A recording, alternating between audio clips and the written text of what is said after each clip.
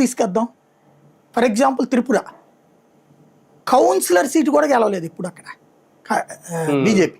Councillor seat కూడా కనీసం అదే అనేవాళ్ళు, దమ్ముంటే ఇక్కడ నిరూపించండి అనేవాళ్ళు కమ్యూనిస్టులు ఎప్పుడు కూడా. మాణిక్ సర్కార్ లాంటి వాడు దేశంలోనే మంచి పేరు తెచ్చుకున్నటువంటి వాడు. కానీ ఏం చేసింది బీజేపీ అక్కడ వ్యూహం? కాంగ్రెస్ పార్టీ వాడే ఒక 27 ఏళ్ళు అనుకుంటా వరుసగా పరిపాలించి కమ్యూనిస్టులు 27 ఏళ్ళు కాంగ్రెస్ ప్రతిపక్షంలోనే ఉంది.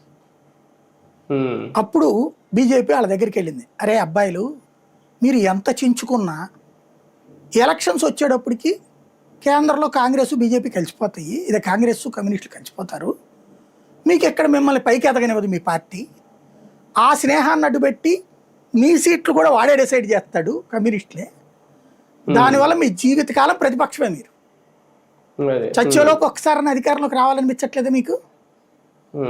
మీరు మోకమ్మడిగా మా దగ్గరకు వచ్చారు, బీజేపీలో చేరిపోండి, మిమ్మల్ని ముఖ్యమంత్రి చేసే బాధ్యత మాది అని చెప్పి 27 ఏళ్ళు 30 ఏళ్ళు వాళ్ళు పాపం కొట్టుకు చచ్చారు.